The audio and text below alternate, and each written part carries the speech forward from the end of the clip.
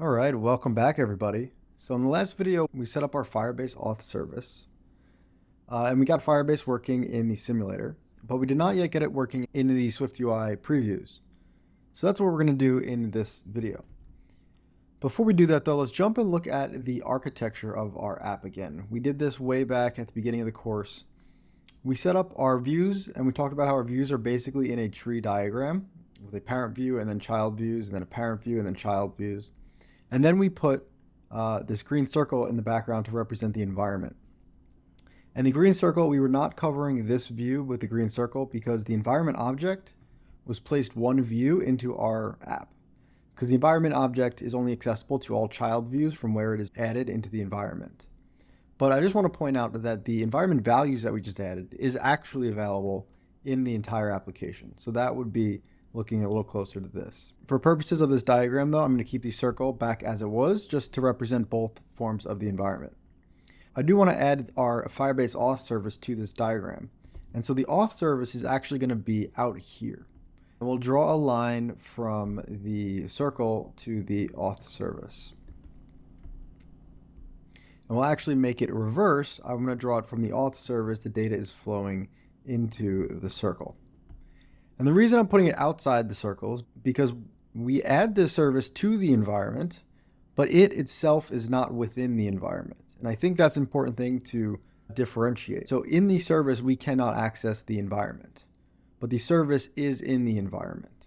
And I really want to point out here that the service is injected into the environment, but itself is not inside the environment. We are keeping it outside the environment here. And that's because the service is not actually part of the SwiftUI lifecycle. The service cannot actually access the environment itself. So for example, in the service, we can't pull in the @environment from some other service. It's just important to highlight that the services go into the environment, but they're not part of the environment. That's something that we're going to talk about more when we get into MVVM. Because in MVVM, the view model is also outside of the environment. We add it to the environment, but it's not within the environment. So it itself cannot access the environment that all these views can access. So here we have our Firebase auth service. And let's jump into our settings view. And let's load up the screen real quick.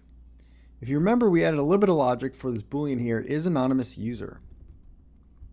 And if the user is anonymous, then we put this text on the screen that says save and backup account. If they're not, the text should say sign out.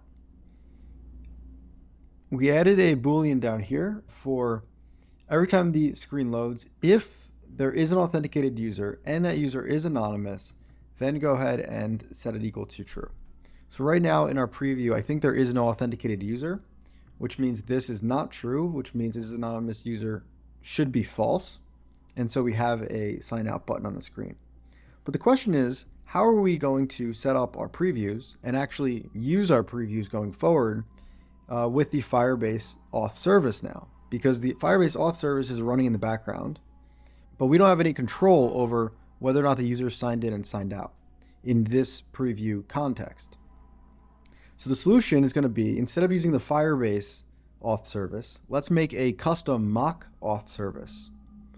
So let's go and do that now. Let's jump into our Firebase auth service. We're going to make a struct called the Mock Auth service. Now we want to be able to use either this or this as the auth service here. So obviously we can't use both of these, but instead we'll erase these to a protocol and we'll call this the auth service. Each of these implementations now just need to conform to this protocol. So what is required in order for something to be an auth service? Well, if we look at the Firebase auth, we're going to need this function and this function and this function and this function and this function. And so what I'm going to do is just copy from here all the way up to this first function. Let's paste it in the auth service protocol. And the protocol is actually the function declaration. So if I just double click on the close parentheses, I can actually just get the function declarations from each of these methods. And I'll delete the lines in between here. So in order for something to be an auth service, it must have these 5 functions. Let's go ahead here and fix. Now, when we create a mock auth service, we're going to want the option to either say mock auth service with a user or nil. So this way we can create mocks of either no authentication or an authenticated user. So in here, let's go ahead and initialize this with a fake user, which is of type auth, user auth info. We'll make it optional and set it equal to nil by default. And let's just hold this in here. We'll say let current user of type user auth info, and we will set self.current user equal to user. When we call get authenticated user, I want to then get the user that we passed in. So we'll just return here current user. When we sign in anonymously, we're going to want to, let's just return success in our mock instance. So we need a mock user auth info. Let's jump into user auth info. And just like we did for our other data models, let's go ahead and add a static var called mock of type self, meaning type user auth info. Let's return a user auth info. I will option enter, triple click, control M. For the UID, I will go and add just like mock user 123. Email, I'll say hello@swiftful-thinking.com. Is anonymous, we'll put false for now. Creation date, we'll put now, and last sign in date, we'll put now. I want the ability to create a mock both for the anonymous and for the non-anonymous user. So let's change this to a func, and let's just pass in a Boolean for is anonymous, and that will be of type bool. The default will be false. And we'll pass in is anonymous here. So if I go back to my sign in anonymously, let's just say let user equals user auth info dot mock is anonymous for this one will be true, and we'll return user, and we'll just pretend like they are a new user, so we'll put true. Let's copy that and put that in the sign in with Apple. This one will not be anonymous, and we'll put false here for not a new user. For sign out, we're not going to do anything right now, and delete account will also not do anything. And just like that, we have our mock auth service set up. So now we should be able to change environment values rather than being a Firebase auth service. This is just anything that conforms to auth service. And then the default when we run our app will be the mock auth service. So by default, all of our previews will have the mock version. Now let's jump into our settings view. Let's go down to our preview. And we have one quick compiler error now. Sending main actor isolated value of any auth service cannot be accessed later. So what happened was that when we, at the beginning of the Firebase auth video, we talked about whether we were going to make this a struct or a class. And we chose struct so that structs are sendable, right? And because it was sendable, we weren't having any Swift concurrency errors. But now, the environment value is not a struct. It is anything that conforms to auth service. So auth service technically could be a class, could be a struct, could be an actor, could be anything. So we want to now just let the compiler know that auth service is going to be anything that is actually sendable. So we're using structs, but anything that is sendable will work. And this way we can use it sending across the asynchronous context. So if I come back, it should now compile. And let's go ahead and down here, the preview, I'm going to make two of these previews. In this one, the first one we'll do anonymous, and the second one we'll just call not anonymous. And then remember, the settings view pulls in the environment values here. So the one that it's going to pull in is the closest one to the hierarchy of this view.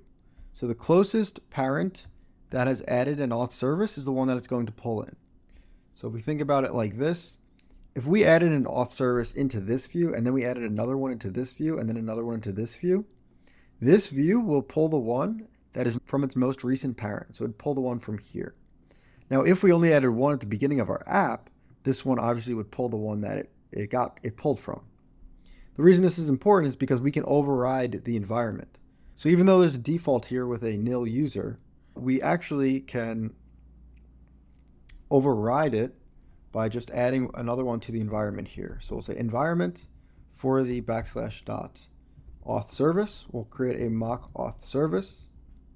And this one, we're going to use a user auth info dot is mock with is anonymous as true. Let's copy that, paste it here. And I'm actually going to do one more. We'll just copy this and we'll paste it and we'll say no auth. So if there is no auth, what will it look like as well? Now we can actually test our views using the preview. So with no auth, it's going to say sign out. With anonymous auth, it says save and backup account. And with not anonymous, it should say save and backup account. See, I already made a mistake here. This should be false. User is not anonymous. And that should update the preview. Awesome. And this is going to really help us as we move forward when we do this with all of our data services, so that we can really customize the previews for all of the use cases and not have to worry about combing through the actual code to figure out what changes based on a Boolean or something like that. The last thing that we're going to need to do now is that when we go and build our app to the simulator is actually going to run this mock auth service. So what we actually need to do is now add the Firebase auth service into the environment as soon as our application launches. Let's jump into our app view. And actually, before we even get to the app view, see in the app view, we're pulling in the auth service, which means we need to add the Firebase one before we get to this view.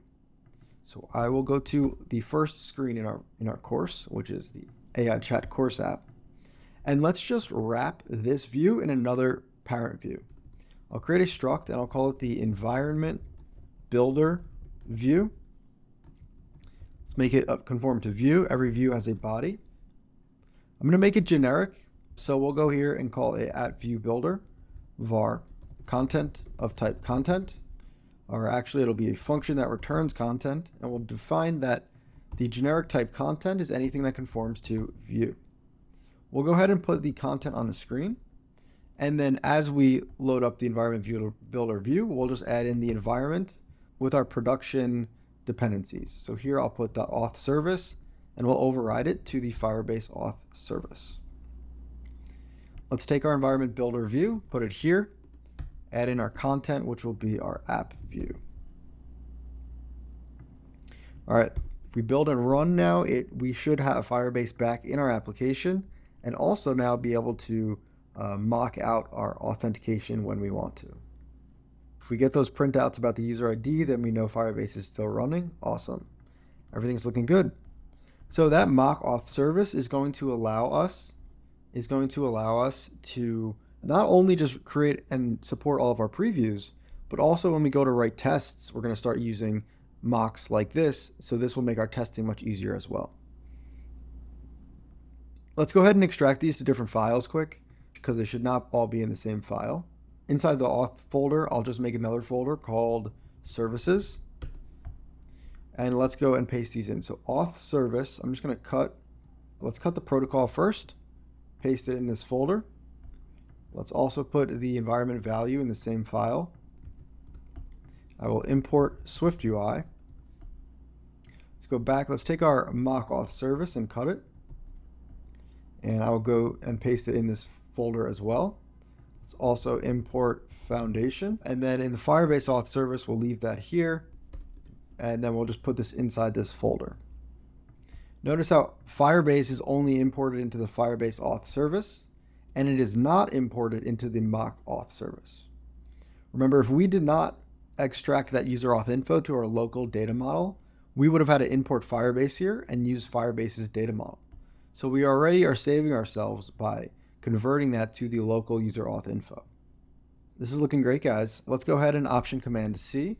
Let's make this a feature, and we'll call this the mock auth service. Let's stage it and commit it. Push it on up to GitHub. And actually, let's finish the video real quick with going back to our diagram here, which I will put a copy of it in the attachments below. We now have two services. So I'm just going to make it a second service here. And I'm going to draw a second arrow and draw it to this service as well. So these services, it's one or the other, but both of them will be out here and being injected into the environment. All right, that's it, and I'll see you guys in the next video.